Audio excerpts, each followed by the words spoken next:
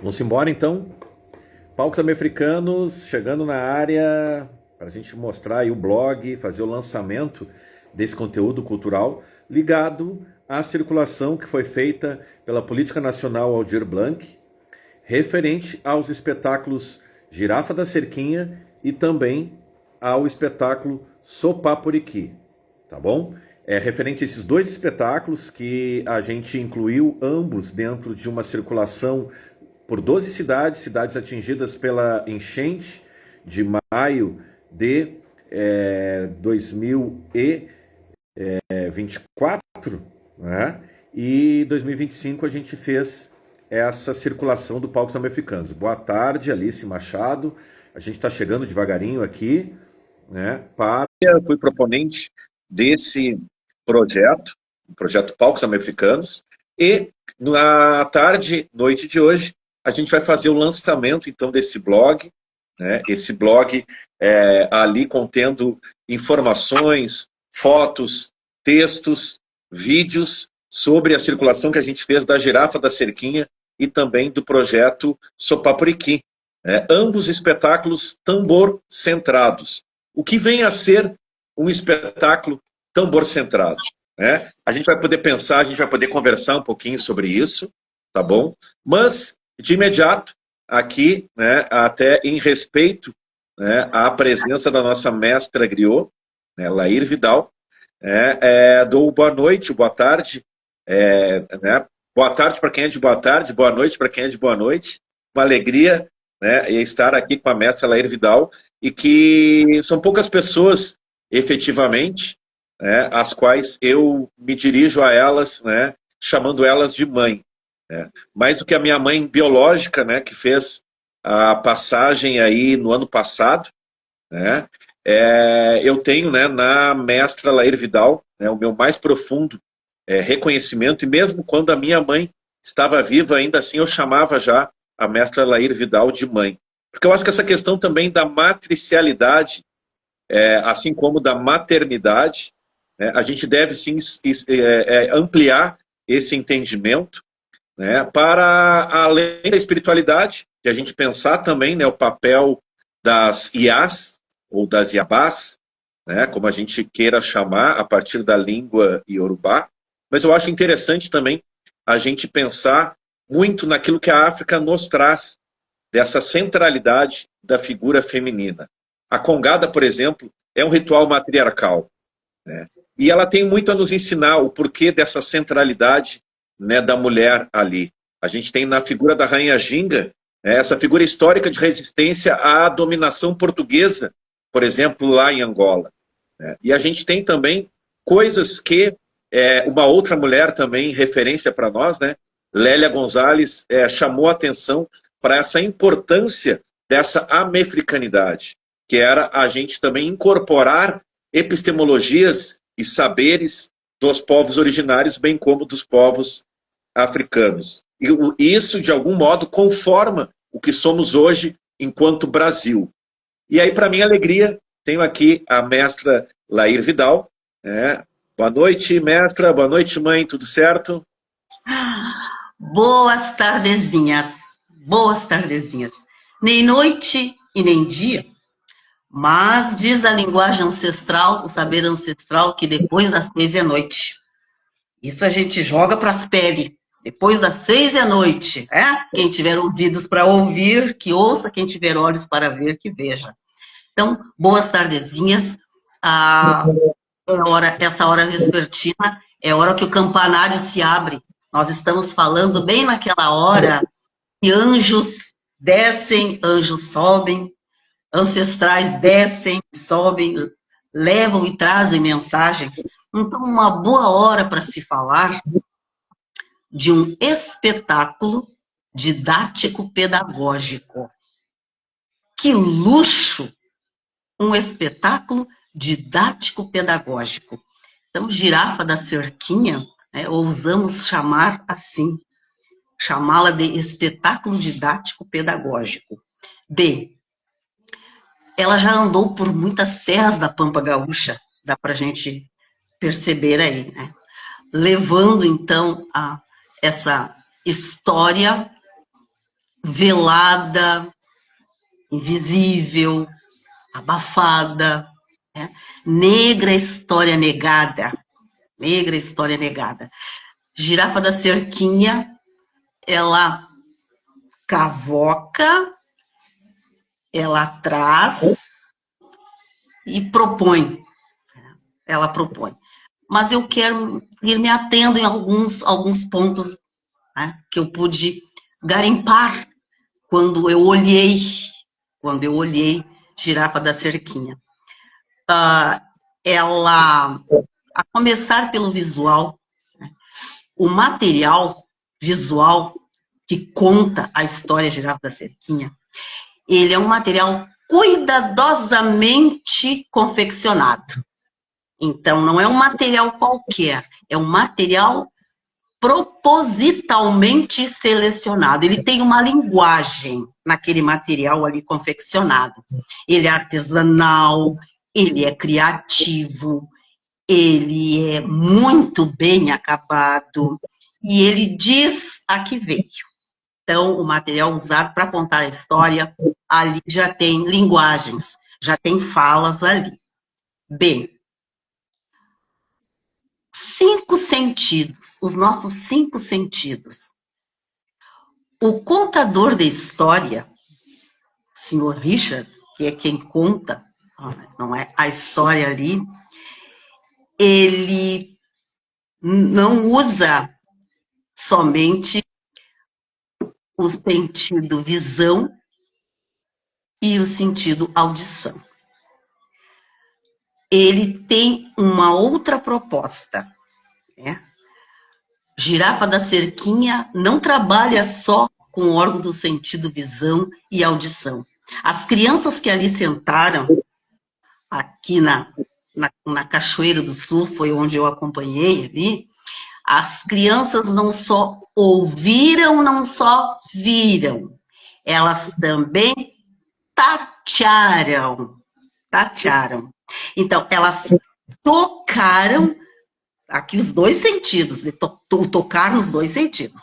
Ritmar, né? Bater, tocar o tambor, como apalpá-lo, tocá-lo. Né? Então, as crianças, elas também foram trabalhadas, foram tocadas no tato. Né? O contador de histórias, ele interage todo o tempo, faz as crianças interagirem, envolve. Então, Girafa da Cerquinha envolve, não é eu ficar na frente a contar uma história, não. Eu estou aqui na frente e envolvo o meu ouvinte, o meu telespectador, eu envolvo, ele também é copartícipe da história da Girafa da Cerquinha. Então, as crianças, elas também iam repetindo palavras, elas iam repetindo canções. Muito bem. Aqui no repetir, fazê-las falar, fazê-las dizer, não é? Eu fui observando a riqueza do vocabulário. Isso eu já tinha comentado, já tinha colocado. Né? Veja que ele fala em dromedário, ele fala em corcova. Né? E eram crianças da pré-escola.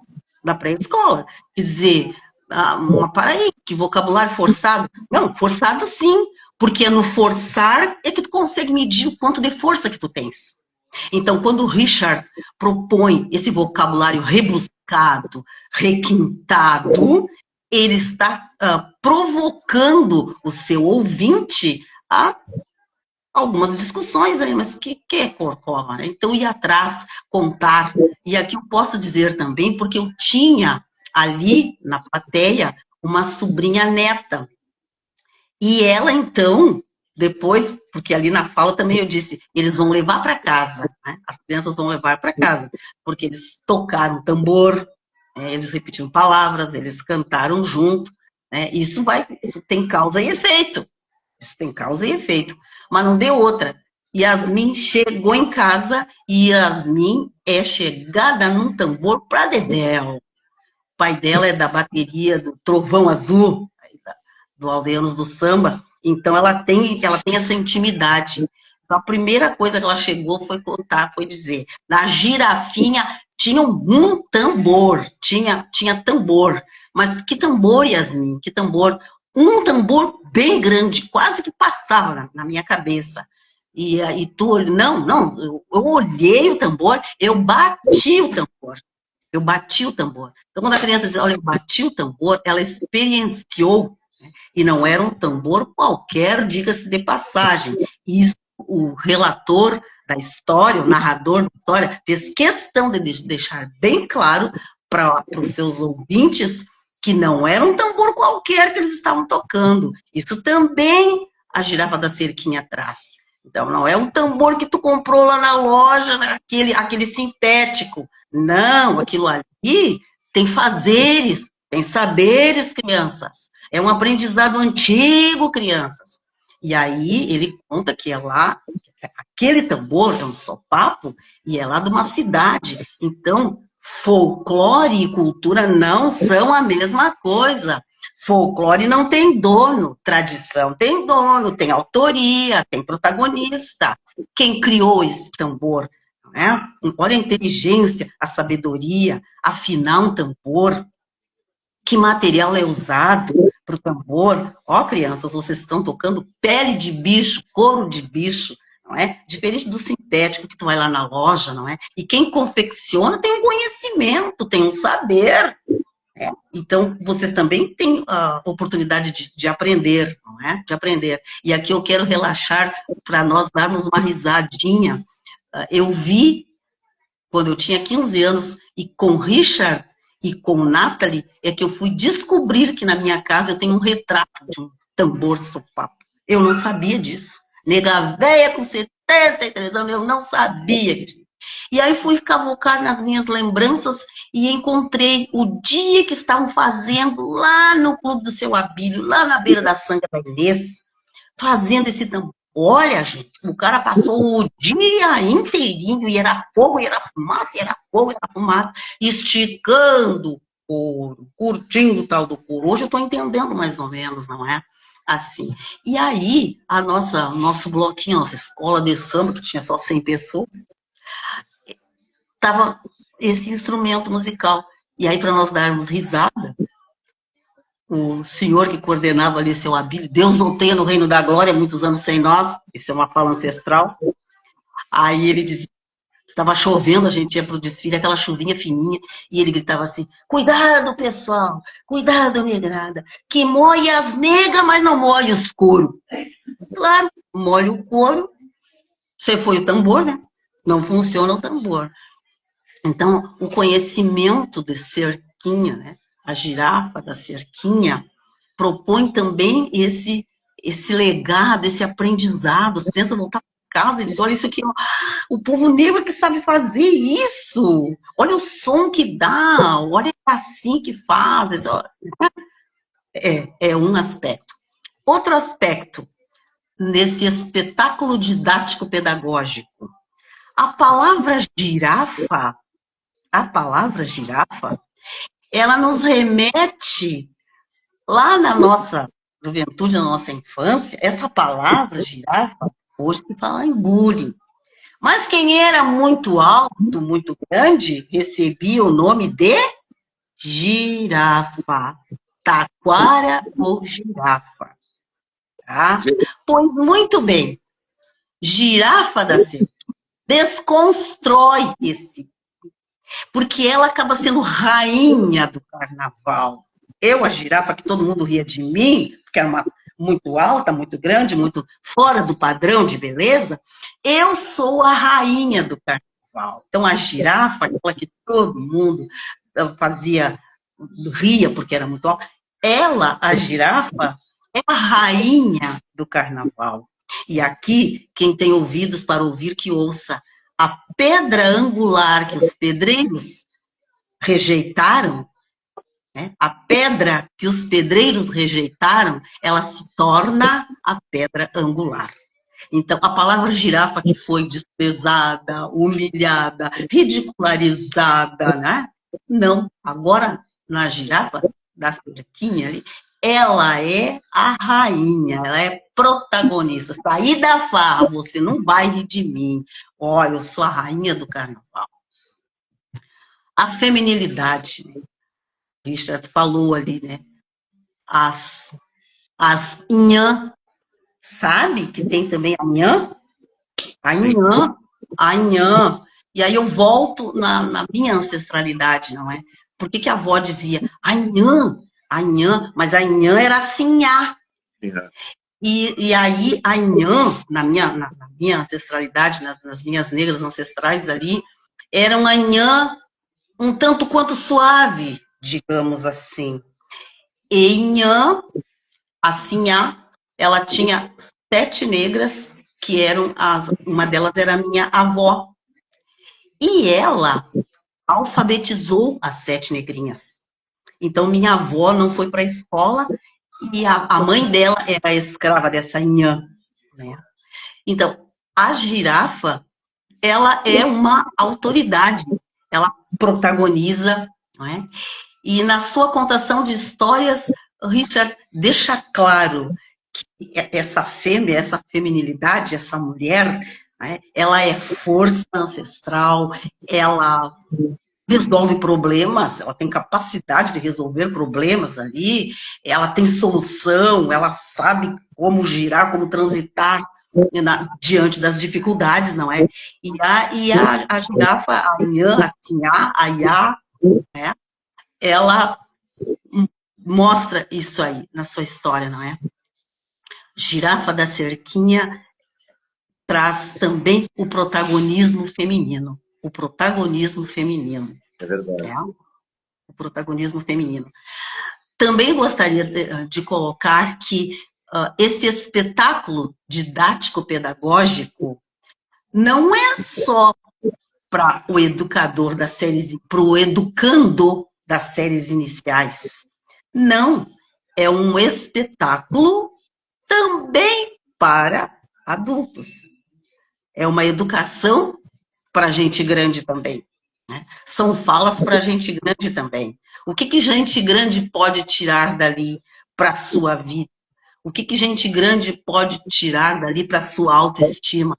O que gente grande pode ver, ouvir e tocar ali na Girafa da Cerquinha que possa elevar sua autoestima e reconhecer-se também como protagonista, como construtor, encontrar legados. Então, é um espetáculo didático-pedagógico, não só para educando das séries iniciais, da pré-escola e séries iniciais, mas bem para educando adultos. É. Acho que tu queres me interromper? Por favor. Não. Tamo junto. É que eu fiquei pensando também, né, mestra, tu também tiveste, né, uma experiência como educadora também, né? Além de trabalhar também como museóloga, né? Como diretora do museu em Cachoeira, né? Quando a Nathalie me apresentou, né, a sua figura, digamos assim, eu lembro que a senhora estava ainda, né, no museu ou tinha saído há pouco tempo. Né? E eu fico pensando nisso tudo que a gente está conversando, dessa questão educativa e pedagógica, né? E também pensando, né, nessa... Eu quero assim, colocar uma pergunta, né? E óbvio que eu tenho uma opinião, né, sobre isso, mas queria pensar junto com a senhora, né, nessa potencialidade, né, do tambor como um objeto epistemológico. Né? É possível a gente contar a história de Cachoeira através dos tambores? É possível a gente contar a história de Porto Alegre através dos tambores? É possível a gente contar a história do Rio Grande do Sul através do tambor? Ou seja, podemos pensar no tambor como um sistema epistemológico? Essa é a minha pergunta. Pois muito bem. Era 1988, centenário da abolição, e tínhamos por diretora do museu, professora Lia Wilhelm. Eu humildemente confesso que tive conhecimento do sopapo naquela ocasião, desse tambor. Eis que ela propõe, quanto diretora do museu, ela propõe uma exposição, um seminário e uma exposição da cultura africana. Na ocasião, ela trouxe top para esse seminário. Ela trouxe Sandra Pesavento, ela trouxe Júlio Quevedo, ela trouxe Oliveira Silveira, tá? Ela teve essa preocupação, esse cuidado. O que se diz, verdade seja dita, tá? E ela chegou para mim e perguntou, aonde que a gente encontra o sopapo? Ela disse isso, eu nunca ouvi falar nessa palavra na minha vida. Não sei do que, mas fiquei com vergonha de dizer que eu não sabia do que se tratava. Nem isso eu não sabia. Nem isso eu não sabia. Era um desconhecimento. Pelos dias santos e tiros feriados. Se eu, como negra, como ali no carnaval, eu não sabia. O que tu acha de uma loira, de uma professora, do que tu acha da educação, das redes particulares, estaduais? Ninguém sabe isso aí. Mas aí fiquei com aquela pulga atrás da orelha. Mas o que é esse sopapo? O que é isso? Aí, vai daqui, vai dali. Aí ela me diz, eu quero saber onde é que eu vou encontrar, veja, Wilhelm, tá? Louríssima, germânica, tá? Já dando banho na negritude, já querendo banhar a negrada. Eu digo, não, mas para isso aí, vou ter que ver o que é isso, meu Pai Celeste, eu não sei o que é. E tu vê, eu lá em 69 tinha visto fazer instrumento. Aí eu disse, mas o sopapo. E ela querendo o instrumento, ela queria para a exposição esse instrumento. Aí eu fui saber que era um instrumento musical, era um instrumento de percussão, e não sabia que era feito no Rio Grande do Sul, porque ela não sabia também disso, né? Isso eu vim aprender agora. Aí ela queria isso aí para botar na exposição, porque aí hoje eu percebo que ela se deu conta do grande valor que tinha, do grande significado. Olha o alcance da mulher. Tá? Ela joga para mim o que me pertence. Mas ela é que tem um olhar atilado para coisa. Não, isso aí tem que estar na exposição. Isso é uma coisa forte e significativa. Mas onde é que está isso? Mas aonde que se acha isso? Eu não sabia. Assim como muito cachoeirense não sabe. Assim como não sei se quem desfilou nos anos 60 no Morro do Salgueiro sabia que aquele tambor se chamava sopapo. Bem, tu me pergunta se ele vai, se ele vai ter força, serventia, utilidade na educação? Pois eu te digo que sim. Eu te digo que sim. E como? Para começar na Pampa Gaúcha. Ele tem terra, ele tem dono, ele tem lugar. Ele não é uma coisa assim, ó, caída do lado. Não. Daí a importância dos registros, não é? Eu tenho a impressão que a dona Lia sabia dessa função do sopapo, porque ela conversou com Oliveira Silveira. Né? Ela teve conversas com Júlio Quevedo. Então ela. Tá, mas o instrumento ela não conseguiu ver, visualizar e botar na exposição, porque ninguém sabia. Então, no meu entendimento, esse instrumento musical, na construção do saber de uma população, é deveras importante, significativo, de valor, e tem um porquê, e vai funcionar, e vai fazer funcionar, sim, o cérebro para aprender. Serve, sim, precisa, sim, e há que, logo, a Pampa Gaúcha apropriar-se disso como um legado seu. Porque ele gesta-se aqui, ele cria-se aqui, na cidade de Pelotas. Então a gente pode cantar, é coisa nossa, é coisa nossa. Isso é de um valor extraordinário. Mas a gente só sente isso nessas falas, nessas conversas assim. Se não, sopapo. Ele tem que ir para a sala de aula, sim. Ele vai girar para a cerquinha? Vai, mas ele pode ir solito também. Ele pode ir solito, porque ele sabe. Ele tem força para ir solito também. Entendeste? Ele pode ser um instrumento pedagógico e tanto. Se o professor pudesse se dar conta, porque numa de minhas falas, quando ainda ocupava a sala de aula, a professora disse assim, eu não sei, Lair, essas negadinhas pega aí, na aula no noturno lá, eles formam, se juntam lá atrás e formam um congá. Eles se armam lá atrás, no fundo da sala, um congá. Opa, professor, os alunos negros da noite, da sua turma e da sua sala de aula, não é um congá que eles formam. Eles têm um espaço de resistência, eles criaram dentro da sala de aula um espaço de resistência que se chama quilombo. Tá, professor? Não é um congá. Ela não sabia, mas ela achou, ela sentiu que tinha alguma coisa naquela prática ali dos alunos. Então, um aluno vem quase com um tambor na alma. O negro carrega tambor na alma, no sangue. É para além de qualquer possibilidade de interpretação acadêmica. E se na sala de aula esse tambor pode entrar e fazer esse aluno apropriar-se de tantas coisas, professor, artista, Richard, é lugar do tambor, é lugar do tambor, é espaço para o tambor. Dizer para o aluno, na nossa rede estadual, na nossa rede particular, na nossa rede municipal de ensino, né?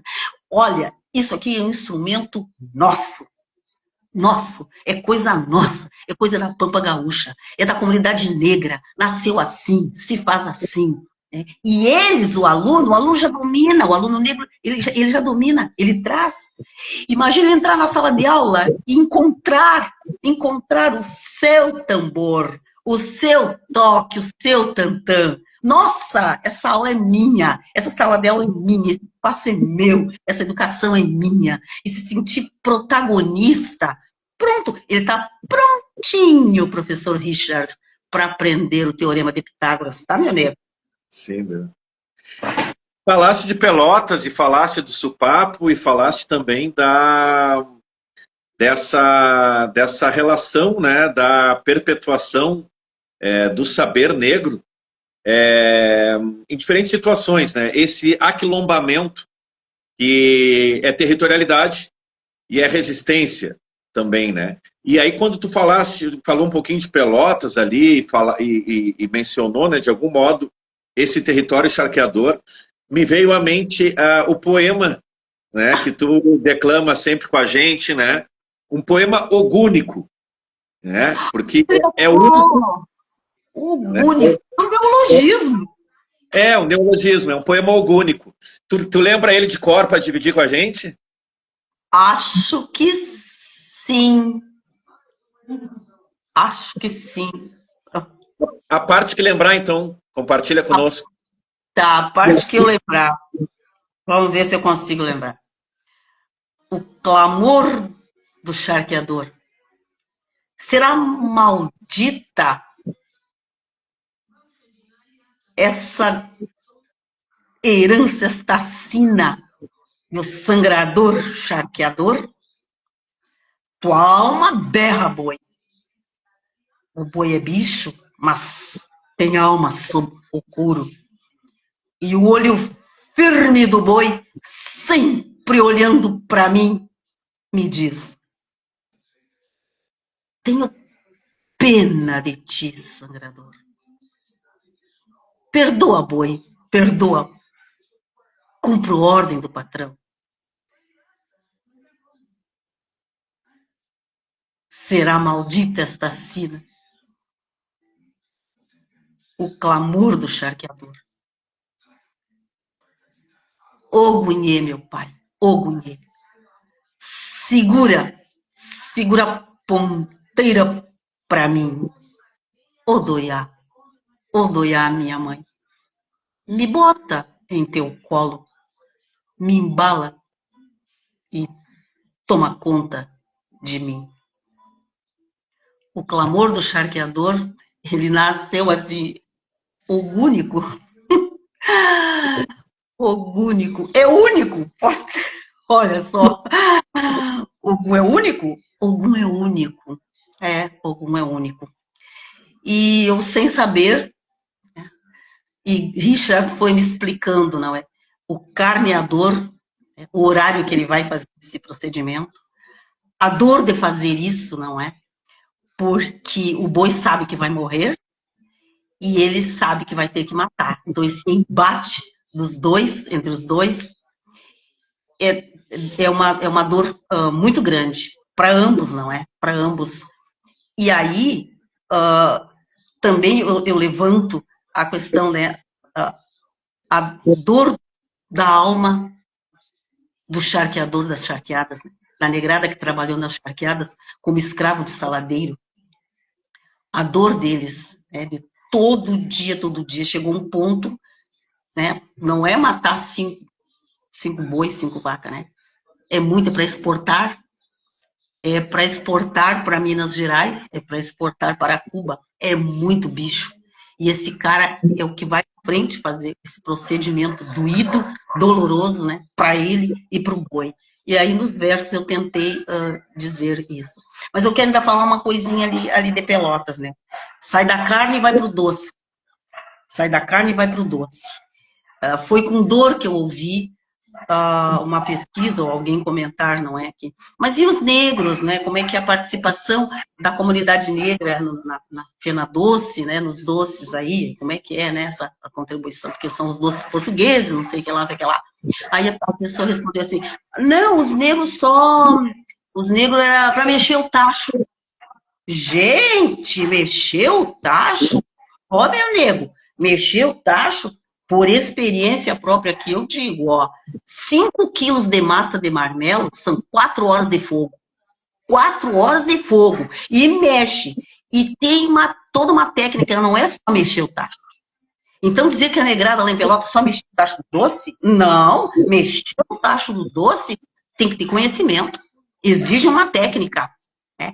Pro lado que vai a pá, para tu mexer. E quando a massa pega a ficar pesada, exige esforço físico, tu sua para mexer. Aquela massa vai ficando pesada, e tu vai ter que mexer. Aí aperta o fogo, tem que mexer. Desde a lenha que tu bota é conhecimento. Isso é conhecimento ancestral.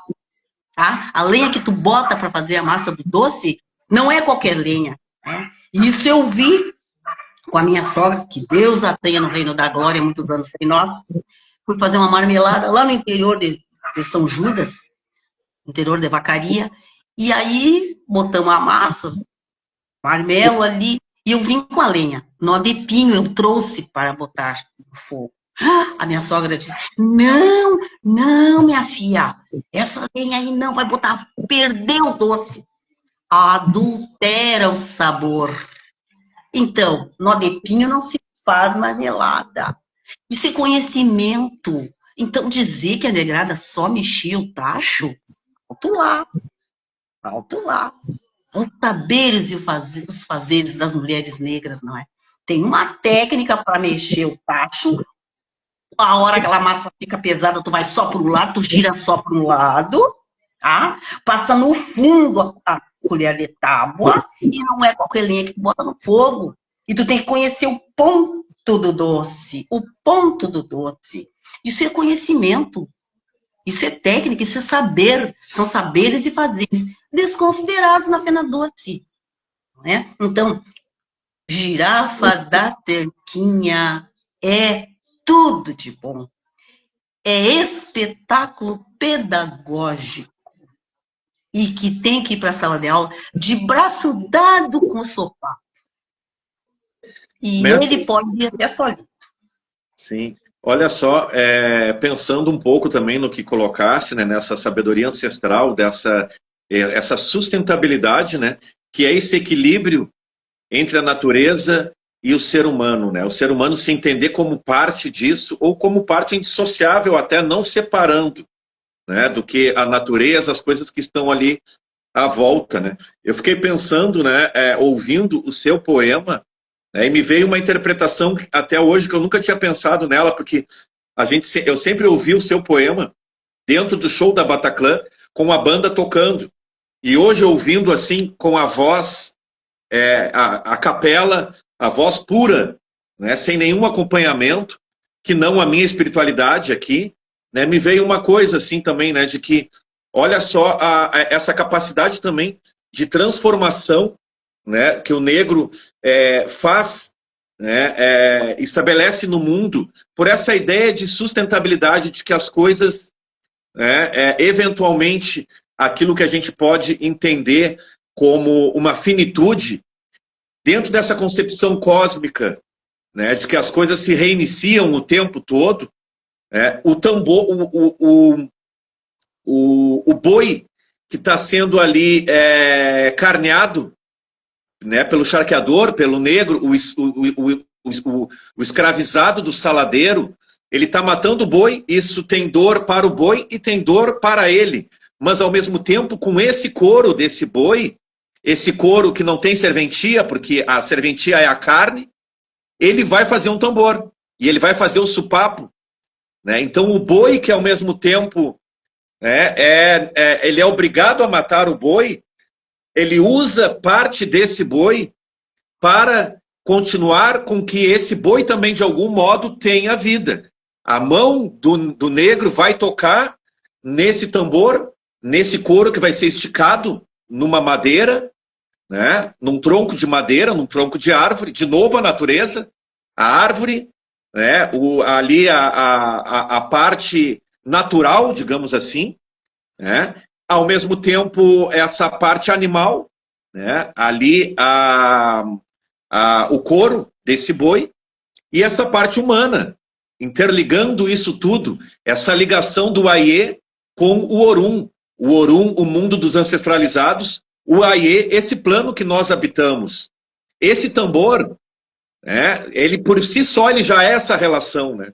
E isso tudo me veio, te juro, ouvindo agora aqui essa história, né? De pensando assim, bom, quando tu falaste, né? Assim, bom, olha, imagina a dor desse escravo do saladeiro, né? Desse escravizado do saladeiro, dele estar matando o boi, mas ao mesmo tempo, de algum modo, também é um aquilombamento dessa morte, ele construir uma nova vida, que é fazer um tambor, né? E outra coisa, né?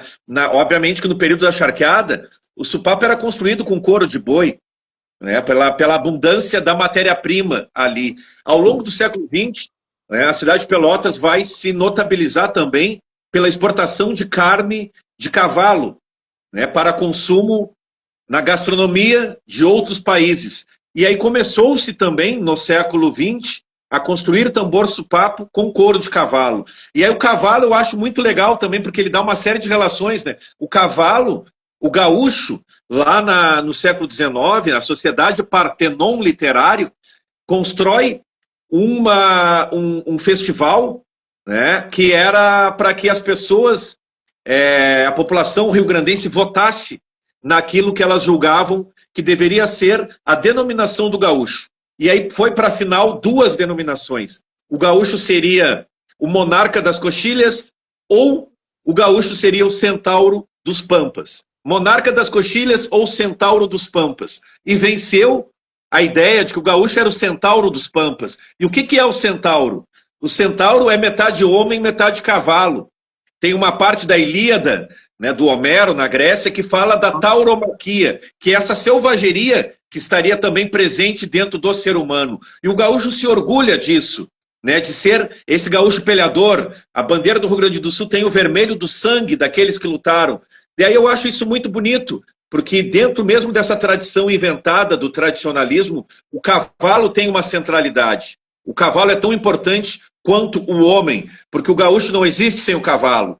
E aí eu roubo essa ideia da gauchidade, do tradicionalismo, esse tradicionalismo que muitas vezes nega a presença negra, e penso que o supapo, de algum modo, ele pode ser também esse centauro dos pampas, esse homem-cavalo. Né? Então o homem-cavalo, ou, né, o clamor do charqueador, o supapo como o clamor do charqueador. Né? Transformar uma morte numa vida. Né? Isso é tão bonito. Transformou a morte numa vida. Nada se perde, tudo se transforma. Do boi só não se aproveita o berro. E olha lá. É verdade. Então, viu? E aqui a gente já pensa também ressurreição, ressurge. Né? Tu me sangra, me mata, né? E me possibilita ressurgir de uma outra forma, numa outra modalidade. Agora eu sou som, agora eu sou um instrumento, né? Eu vou ecoar, agora eu vou ecoar. Eu não estou morto, eu não morro, eu não tenho finitude, eu sou infinito, eu me transformo em som. Imagina isso numa sala de aula. Lindo, né? Credine, eu não disse que o campanário se abre às 6 da tarde e as ideias vêm. Então, assim também o espaço de sala de aula, né, nessa construção aí.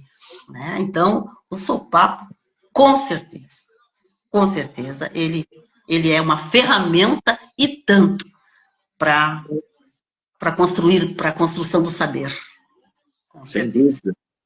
E também, né, eu acho que é importante a gente mencionar, né, que essa história, né, ela era originalmente contada pela dona Cirlei Amaro, né, também uma mulher negra de Pelotas, né. Eu estou fazendo um reconto dessa história. À medida que a mestra Cirlei faleceu aí há cerca de 4, 5 anos atrás, era um desejo dela, exposto em vida, de que essa história continuasse, de que a gente continuasse contando essa história.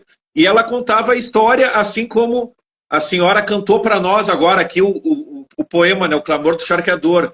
Né? Ela botava as crianças em volta, né, e contava essa história. Né? Eu, no reconto, né, eu resolvi botar o Sopapo dentro da história, né, porque também é isso. Né, sou um artista que venho trabalhando já com o Sopapo, né, aí desde 1999. Né? O Sopapo sempre está comigo em diferentes situações, e resolvi botar o Sopapo dentro da história também, né? Então, mas a história originalmente é de uma mulher negra, a mestra Cirlei Amaro, que traz esse vocabulário rebuscado do dromedário, né? Da corcova, né? E que é isso, né? Eu acho que isso é um profundo respeito às crianças, né? Trazer também, porque para a criança tem que fazer vozinha infantil, tem que fazer voz infantil, tem que trazer palavras simples. Não. Ela não facilitava, entre aspas, porque a criança, né, aquilo que ela não sabe, ela fica com aquela pergunta e ela vai buscar a sua maneira, ela vai juntar as lacunas à sua maneira, perguntando, né, ou em algum momento descobrindo. Olha só, passaram-se anos e ela viu lá a palavra dromedário, mas naquela hora ali eu nem sabia o que era. Agora eu sei o dromedário que estava naquela história lá da girafa. Então, é isso. Eu acho que é também um respeito à criança, não rebaixá-la, né? Mas a criança não entende tudo. Ela entende tudo, sim. Ela entende tudo à sua maneira e ela constrói também o imaginário com aqueles elementos que ela tem à sua volta. Né? Então, eu acho muito importante de mencionar isso, né? Que a história original é da mestra Cirlei Amaro. A direção da história, né, foi do Leandro Silva, que trabalha também no Quilombo do Sopapo, e o projeto Palcos Americanos, né, ele circulou através da Política Nacional Aldir Blanc, né, e é onde a gente teve também a saia rodada, né, trabalhando as mídias sociais e fazendo também a produção local, né, aí em Cachoeira do Sul e Rio Pardo. Né? Esse projeto me proporcionou a primeira vez eu ir ao Rincão dos Negros, né, em Rio Pardo. Eu nunca tinha ido lá e já tinha conversado com a Nathalie, já conhecia a Joelita Davi, já conhecia a história do pai dela, mas nunca tinha ido lá no Quilombo. E eu me emocionei muito chegando lá e vendo aquelas duas igrejas, a Igreja dos Pretos, a Igreja dos Brancos, o racismo ali exposto, né, aquela cruz ancestral centenária lá dentro, e também vendo, né, um tambor de congada, né, do Sarau da Memória, que nós conseguimos botar, né, nesse projeto de revitalização da congada. Encontrei lá dentro um tambor construído pelo Adilson, né, o Adilson Fontoura, luthier, que construiu esse tambor, né, a pedido, né, da Nathalie e meu, né, mas mais do que da Nathalie e meu, dentro do projeto do Sarau da Memória, de a gente também poder fazer com que as comunidades possam também ter, né, os tambores de congada em melhores condições de uso. Então, apresentar, né, a girafa da cerquinha, né, lá no Rincão dos Negros. No Rincão dos Negros. No Quilombo ali, né? E para mim, olha, foi de uma importância histórica, assim, porque era um território negro que eu ainda não tinha conseguido visitar, né? Eu já fui a Osório, eu já fui a Mostardas, eu já fui a Tavares, eu já fui a Rio Grande, em diferentes terreiros, eu já revirei Pelotas de cabeça para baixo, indo em terreiro, indo em centro de Umbanda, em quilombos, né, no Quilombo do Algodão, lá em Canguçu.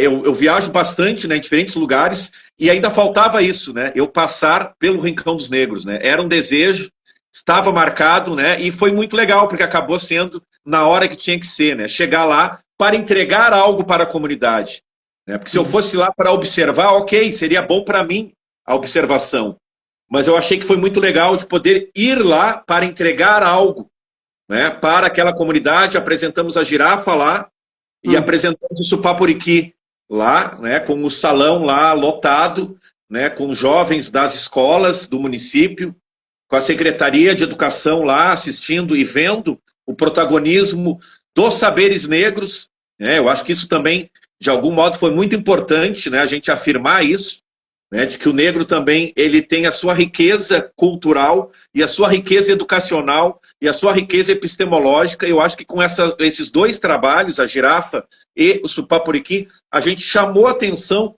para a Secretaria de Educação de lá também disso, né, de que o negro também não é apenas bom na dança, não é apenas bom na culinária, de que o negro não é bom apenas no esporte, essa coisa da corporalidade negra que a gente sim sabe que ela é válida, mas o negro pensa também, o negro também conta história, o negro também tem um tambor que conta a história do Rio Grande do Sul, que conta, por que não, a história da parte sul da América, né? Então, a Secretaria de Educação ver essa potencialidade epistemológica da negritude, eu acho que foi muito legal, foi muito importante, agradeço demais, né, a Nathalie, que proporcionou isso, e agradeço mais ainda, né, a Joelita Davi, né, que nos recebeu lá de braços abertos, né, com muito carinho, com muito amor, com muito afeto, assim como eu sou recebido sempre que vou à cachoeira, né? Então agradeço demais, né, aí o carinho de vocês, né, e seguimos para novas jornadas, né? Essa girafa da cerquinha tá maluca, ela realmente está andando para cima e para baixo. Agora, final do mês, ela vai para o noroeste do Rio Grande do Sul, né? A gente vai para Ijuí, Santo Ângelo e Santa Rosa. Tem 3 apresentações agora em março, e depois em abril, né, eu vou fazer 38 apresentações em Santa Catarina, né? O Sesc de Santa Catarina está levando a girafa para lá, então Santa Catarina também, né, vai conhecer a girafa, vai conhecer a Dona Cirlei, vai conhecer o Supapo, e vai saber, Santa Catarina, que existem negros no Rio Grande do Sul, que esse estado é um estado enegrecido, né? Vamos lá enegrecer para eles, mais do que esclarecer, a gente vai enegrecer o assunto. Né? Então... E em enegrecendo o assunto, é papel da girafa, sim, girar. Ela vai girar, é exatamente isso. E Cirlei deve rodar a saia no céu, de feliz, porque ela propôs isso em vida, não é? E eu acho que, eu tenho certeza que o objetivo e o sonho dela está sendo concretizado, sim. E a girafa vai girar, ela foi feita para girar, ela vai rodar, a girafa vai girar. Sai da Pampa Gaúcha e vai contar para os catarinenses que aqui tem negro sim, oi, como tem. Né? E a questão do corpo do negro, o saber do negro, o conhecimento, não é? Eu só queria fazer uma colocação aqui, que aí no período da escravização, até esse saber, o saber do negro, precisava ser meio que camuflado, disfarçado, fazer de conta que não sabe, que não tem, para não agregar valor à peça. Aí meu senhor faz um negócio mal feito e toma um tufo e precisa de dinheiro. Aí vai me vender por quanto? Por quanto vai me vender para cobrir? Então, o nosso corpo negro também cobre dívidas, serve para socorrer o safado que se enfuneirou. E aí, se eu sei ler e escrever, agrega valor à peça. Então, neguinho camuflava, não sei. Já sabia ler Negro Terêncio, um poema que eu fiz também, quase uma prosa, né? Esse negro oculta, ele é assim, ele é um príncipe, ele é um boleador exímio, tá? Um exímio boleador, que aqui na Pampa precisa saber. É um exímio domador, ele é um amolador de facas também. Então, quantos saberes tem, né, esse Terêncio